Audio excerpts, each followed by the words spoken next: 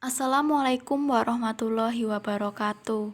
Halo teman-teman, sebelumnya perkenalkan nama saya Tia Nur Kasanah, NPM 19144200052 dari kelas BK 3A2.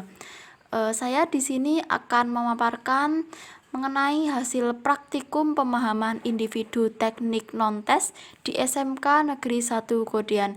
Silahkan menyimak.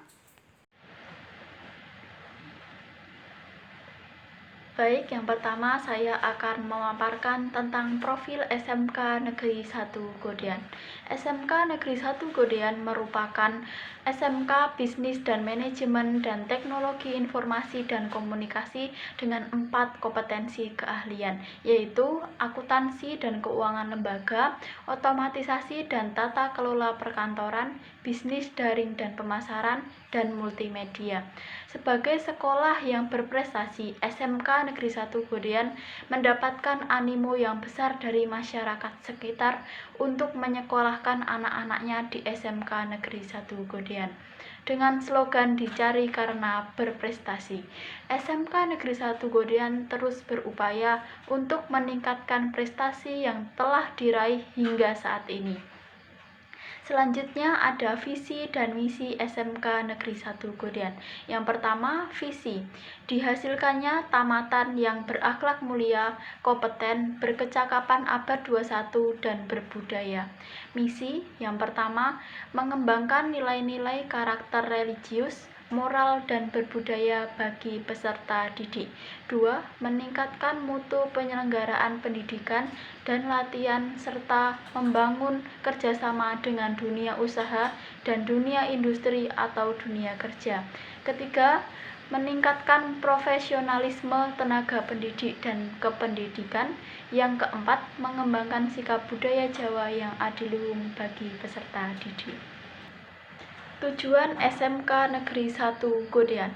Yang pertama, mempersiapkan tamatan yang memiliki kepribadian dan berakhlak mulia sebagai tenaga kerja tingkat menengah yang kompeten sesuai program keahlian bisnis dan manajemen dan teknologi informasi dan komunikasi selama 3 tahun. 2. Membekali peserta didik untuk berkarir mandiri yang mampu beradaptasi di lingkungan kerja sesuai bidangnya dan mampu menghadapi perubahan yang terjadi di abad 21 melalui penguasaan ilmu pengetahuan dan teknologi sesuai bidangnya dalam waktu 3 tahun. Ketiga, menyediakan tenaga pendidik dan kependidikan yang profesional dan kompeten dalam bidang kerjanya sehingga menghasilkan 100% tamatan yang kompeten dan siap kerja. 4. Membekali peserta didik dengan nilai-nilai budaya Jawa yang adiluhung. Masih masuk di profil SMK Negeri 1 Godian. Nama sekolah SMK Negeri 1 Godian NSS 3410402040001. Tanggal pendirian 9 Agustus 1965. Bidang usaha jasa pendidikan 3 tahun. Bidang keahlian bisnis dan manajemen dan teknologi informasi dan komunikasi. Kompetensi keahlian terdiri dari akuntansi dan keuangan lembaga, otomatisasi dan tata kelola perkantoran, bisnis daring dan pemasaran, dan multimedia. Selanjutnya, alamat SMK Negeri 1 Godian terletak di Dusun Kowanan, Kelurahan Sidoagung, Kabupaten Sleman, Provinsi Daerah Istimewa Yogyakarta, kode pos 55564, email smkn1godian@yahoo.com, website www.smkn1godian.sch.id. Selanjutnya, struktur organisasi SMK Negeri 1 Godian. Yang pertama, Kepala Sekolah Margono Sarjana Pendidikan. 2. WKS Kurikulum Sulis Rahmawati Sarjana Pendidikan. 3. WKS Kesiswaan Rohmadi Sarjana Pendidikan. 4. WKS Sarana dan Prasarana Dr. Andes Muhammad Yahinuri. Kelima, WKS Hubungan Masyarakat Bermawi Umar Sarjana Pendidikan. 6. WKS Sumber Daya Manusia Fajar Setiawan Sarjana Pendidikan. 7. Ketua Kompetensi Keahlian Akuntansi dan Keuangan Lembaga Ruliasih Sarjana Pendidikan. 8. Ketua Kompetensi Keahlian Otomatisasi dan Tata Kelola Perkantoran Titik Sugiyanti Sarjana Pendidikan. 9. Ketua Kompetensi Keahlian Bisnis Daring dan Pemasaran Suryanti Sarjana Pendidikan. 10. Ketua Kompetensi Keahlian Multimedia Sugiyanto Sarjana Pendidikan. Selanjutnya, peraturan dan tata tertib SMK Negeri 1 Godean. Sebelumnya, mohon maaf ya teman-teman, saya sambil membaca buku tata tertib dari SMK Negeri 1 Godean. Yang pertama ada pembelajaran. Di sini pembelajaran ada 3 pasal. Pasal 1 tentang sebelum pembelajaran, pasal 2 selama pembelajaran, pasal 3 sesudah pembelajaran. Ini nanti masing-masing ayatnya ada di makalah atau laporan hasil praktikum pemahaman individu teknik non-tes. Selanjutnya bab 2 tentang seragam terdiri dari 2 pasal. Pasal 4 tentang seragam peserta didik SMK Negeri 1 Godean. Pasal 5 ketentuan pemakaian seragam. Selanjutnya bab 3 tentang kepribadian. Di sini kepribadian terdiri dari 4 pasal. Pasal 6 tentang kebersihan dan kesehatan, pasal 7 keamanan, pasal 8 tanggung jawab, pasal 9 tentang wibawa. Selanjutnya upacara. Pada upacara terdiri dari 1 pasal, pasal 10 tentang pelaksanaan upacara. Terus bab 5 tentang organisasi terdiri dari 1 pasal juga, pasal 11 tentang organisasi peserta didik SMK Negeri 1 Godean. Bab 6 lain-lain ada 2 pasal. Yang pertama pasal 12 tentang buku kendali. Maksudnya setiap siswa harus memiliki buku kendali peserta didik dan harus dibawa pada setiap kegiatan pembelajaran. Yang kedua pasal 13 tentang penggunaan fasilitas sekolah. Penggunaan fasilitas sekolah di luar kegiatan belajar mengajar harus seizin sekolah. Selanjutnya bab 7 tentang sanksi dan hukuman. Setiap pelanggaran diberikan sistem poin atau skor. Tahapan pemberian sanksi dan hukuman sebagai berikut. Di slide selanjutnya akan dituliskan tentang skor dan sanksi kepada peserta didik. Yang terakhir bab 8 penutup. Isinya, tata tertib ini berlaku untuk seluruh peserta didik SMK Negeri 1 Godean selama yang bersangkutan menjadi peserta didik di SMK Negeri 1 Godean. Hal-hal lain yang belum tercantum di dalam peraturan dan tata tertib dan dipandang perlu akan diatur dan ditentukan kemudian hari. Disahkan di Godean 25 Juni 2019, Kepala Sekolah Margono Sarjana Pendidikan. Ini ya teman-teman, penjelasan di bab 7 tadi tentang sanksi dan hukuman.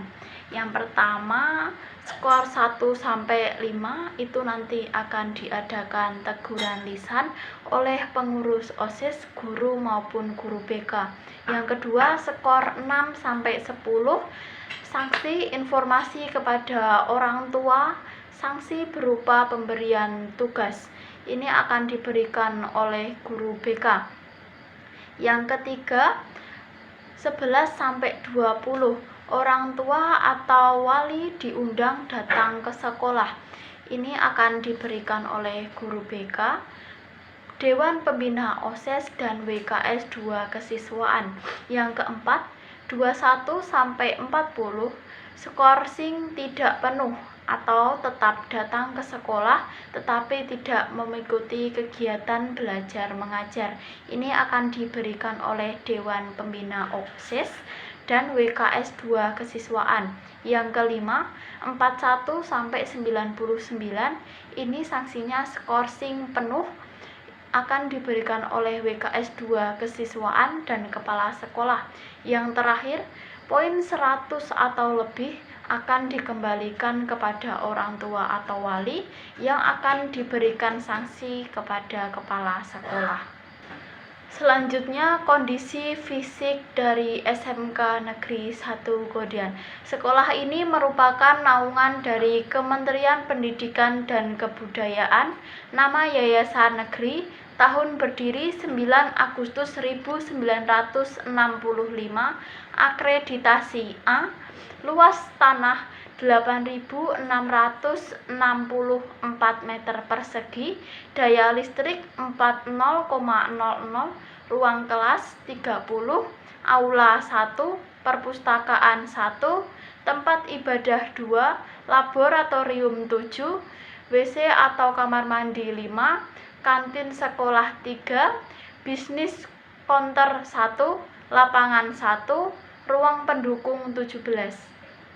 Selanjutnya, kondisi non-fisik dari SMK Negeri 1 Godian dilihat dari sumber daya manusia atau jumlah warga sekolah.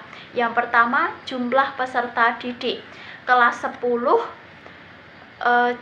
jenis kelamin laki-laki ada 38, perempuan ada 322, jadi jumlahnya 360. Kelas 11, laki-laki ada 33, perempuan 282, jumlahnya 315. Yang kelas 12, yang laki-laki ada 37, perempuan 283, jumlahnya 320. Jadi jumlah keseluruhan untuk peserta didik ada 995 siswa. Selanjutnya, jumlah guru dan karyawan. Yang pertama, jumlah kepala sekolah ada 1. Kedua, jumlah guru laki-laki ada 20, perempuan 39, jumlahnya 59. Karyawan laki-laki 9, perempuan 7, jumlahnya jadi 16. Untuk jumlah keseluruhan guru dan karyawan ada 76. Permasalahan 1 tahun terakhir yang dialami SMK Negeri 1 Godian. Yang pertama, adanya siswa yang tidak mematuhi peraturan yang telah ditetapkan. Nah, ini terjadi pada saat kegiatan belajar mengajar normal atau sebelum terjadinya pandemi. Kira-kira pada awal tahun 2020, bulan Januari, Februari sampai dengan Maret. Nah, itu sering ditemui seorang anak yang melanggar peraturan seperti tidak menggunakan seragam sekolah, misalnya jilbabnya yang tidak ada logonya, kaos kaki tidak berlogo, atau lain sebagainya. Yang kedua, siswa membuat surat izin palsu untuk meninggalkan sekolah. Nah, ini biasanya sering terjadi dengan seorang anak yang dalam konteks tanda kutip 2 sering sibuk sendiri, padahal dia tidak ada kegiatan yang mendesak atau yang harus benar-benar untuk meninggalkan sekolah, namun hanya untuk pergi main atau bolos seperti itu. Selanjutnya, siswa tidak masuk ke dalam kelas. Nah, kalau ini siswanya itu masih ada di dalam sekolah namun tidak ikut pembelajaran di kelas. Biasanya terjadi saat setelah jam kosong atau saat setelah istirahat atau olahraga seperti itu. Biasanya anaknya ada di kantin atau tiduran di UKS atau ke lab atau kemana aja lah yang kira-kira dia males untuk mengikuti pelajaran di kelas, entah nggak suka dengan pelajarannya atau gurunya, atau baru ada konflik dari teman-teman kelasnya atau bagaimana. Selanjutnya, siswa yang tidak mengikuti pembelajaran jarak jauh dan tanpa sebab yang jelas. Nah, kalau ini terjadi pada saat kegiatan belajar mengajar daring atau virtual seperti saat ini. Jadi terjadi setelah adanya virus corona waktu pembelajaran di rumah. Nah, di sini maksudnya siswa itu tidak mau mengumpulkan tugas atau mengikuti pembelajaran saat Zoom atau Meet atau yang lain sebagainya. Jadi dia itu hilang tanpa sebab. Namun terjadinya hanya pada pembelajaran tertentu atau mata pelajaran tertentu, tidak di semua mata pelajaran. Kemungkinan dia bermasalah dengan pelajaran atau dengan gurunya, seperti itu. Selanjutnya, banyak siswa yang mengeluh terkait pembelajaran daring.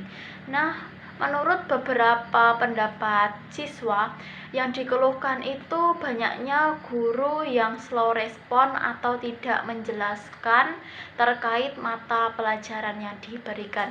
Jadi langsung diberikan materi, tugas seperti itu, monoton. Padahal pembelajaran pada hari itu enggak hanya satu pelajaran, namun ada beberapa, dan siswa dituntut untuk memahami sendiri dan mereka merasa kesulitan. Selanjutnya, solusi permasalahan yang telah dilakukan oleh SMK Negeri 1 Godean. Yang pertama, cara diberikan sanksi namun yang membangun karakter siswa. Contohnya dari guru BK atau Dewan Pengurus OSIS menawarkan kepada siswa mau dihukum apa.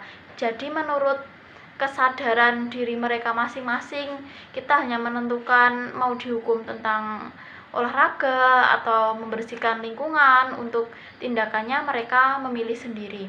Yang kedua, memberikan peringatan dan penegasan ulang terkait konsekuensi yang akan diperoleh jika melanggar peraturan. Nah, ini ditegaskan lagi mengenai tata tertib dan banyaknya skor atau sanksi yang akan mereka terima jika terus melanggar peraturan. Yang ketiga, memberikan sosialisasi kepada seluruh siswa untuk mematuhi peraturan yang berlaku secara berkala. Nah, ini maksudnya jika ada kesempatan untuk guru BK atau pengurus tentang tata tertib, kita kembali menegaskan lagi kalian itu harus seperti ini atau bagaimana. Selanjutnya yang keempat, memanggil siswa dan orang tua atau wali untuk datang ke sekolah. Untuk alternatif lain bisa dilakukan home visit. Jadi kalau siswa memang sudah tidak mau diberikan pengarahan oleh kita sebagai guru BK atau yang memiliki kebijakan, kita tetap harus melibatkan orang tua siswa untuk menindaklanjuti tentang si anak itu supaya ada perubahan yang terjadi. Yang terakhir, melakukan koordinasi kepada guru mata pelajaran terkait. Nah, ini terutama pada saat pembelajaran daring seperti saat ini. Terus kita koordinasi kepada para guru-guru yang dikeluhkan oleh siswa supaya mereka tidak memberatkan siswa atau merubah sistem pembelajaran yang diberikan. Selanjutnya, hasil pelaksanaan survei di SMK Negeri 1 Godean. Yang pertama ada kebutuhan layanan bimbingan dan konseling. Kebutuhan layanan bimbingan dan konseling yang dibutuhkan oleh SMK Negeri 1 Godean adalah sistem komunikasi dengan guru mata pelajaran, wali kelas, terutama dengan siswa, untuk mendukung sistem pembelajaran jarak jauh yang tetap kondusif. Selain itu, peran orang tua juga sangat diperlukan untuk ikut membantu perkembangan diri siswa saat pembelajaran daring di rumah. Untuk itu diperlukan adanya komunikasi antara orang tua dan wali siswa terhadap wali kelas atau guru BK, dan ini dilakukan pengecekan secara berkala. Selanjutnya, sasaran survei. Sasaran survei praktikum pemahaman individu teknik non-tes tertuju pada guru BK SMK Negeri 1 Godean, WKS 2 kurikulum, WKS 2 kesiswaan. Selanjutnya teknik pelaksanaan survei. Yang pertama ada materi. Selama pelaksanaan praktikum pemahaman individu teknik non-tes, ada materi yang ditanyakan kepada sekolah terkait seperti yang pertama, kultur atau profil sekolah. 2. Kondisi fisik dan non-fisik. 3. Struktur organisasi dan tata kerja sekolah. 4. Peraturan dan tata tertib sekolah. 5. Permasalahan dan cara mengatasi permasalahan yang dihadapi warga sekolah. Terakhir, penanganan atau pemecahan masalah yang sudah dilakukan oleh sekolah. Selanjutnya, metode pelaksanaan. Metode pelaksanaan yang saya gunakan selama melakukan praktikum pemahaman individu teknik non-tes dengan cara observasi dan wawancara. Saya melakukan praktikum di SMK Negeri 1 Godean dengan menggunakan metode wawancara. Sebelum melakukan praktikum ke sekolah, konfirmasi terlebih dahulu apakah diizinkan untuk melakukan penelitian di sekolah tersebut atau tidak.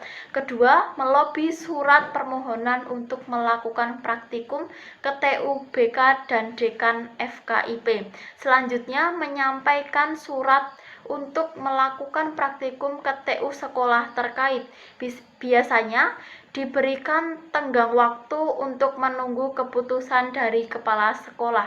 Selanjutnya, kita menindaklanjuti pada hari yang telah ditentukan atau disepakati saat memasukkan surat, sekalian melakukan praktikum ke sekolah. Pada waktu itu langsung ditujukan ke guru BK terlebih dahulu, namun ada beberapa data yang harus dilengkapi sehingga menemui WKS 2 kurikulum. Setelah melakukan praktikum, menindaklanjuti surat keterangan telah melakukan praktikum dan penandatanganan lembar pengesahan oleh kepala sekolah. Selanjutnya, kebutuhan dalam pelaksanaan survei. Selama pelaksanaan praktikum pemahaman individu teknik non-tes, ada beberapa kebutuhan atau peralatan yang diperlukan seperti surat izin melakukan praktikum dari kampus. Kedua, perizinan dari sekolah terkait. Ketiga, adanya materi untuk ditanyakan ke pihak sekolah terkait. Selanjutnya, alat tulis. Selanjutnya, HP untuk dokumentasi. Yang terakhir ada surat keterangan telah melakukan praktikum. Keterkaitan pihak lain. Selama pelaksanaan praktikum pemahaman individu teknik non-tes ini, ada keterkaitan pihak lain berupa 1.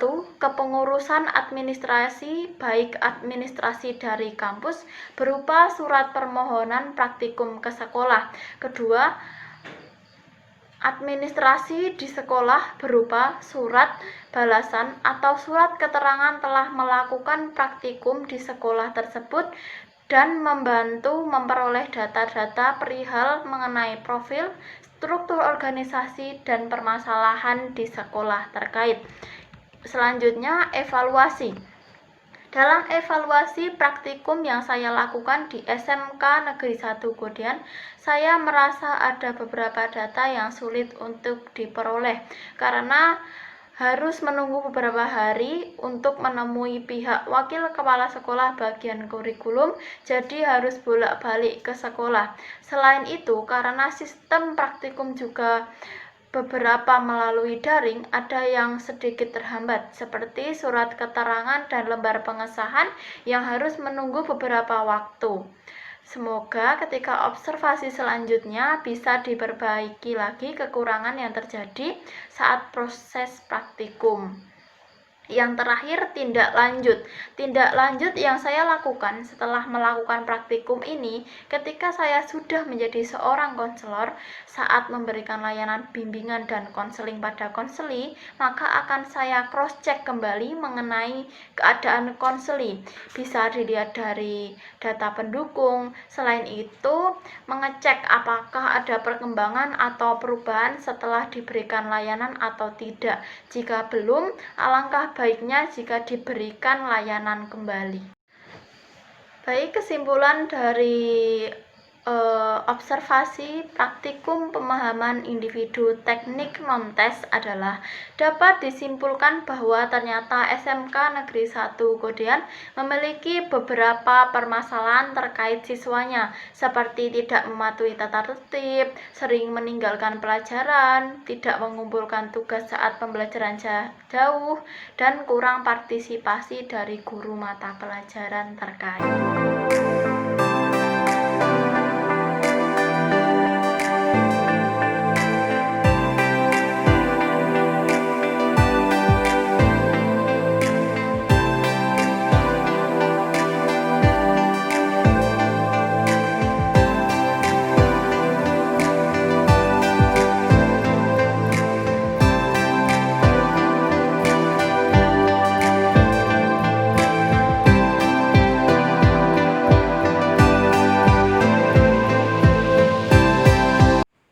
Terima kasih teman-teman. Sekian presentasi yang dapat saya paparkan.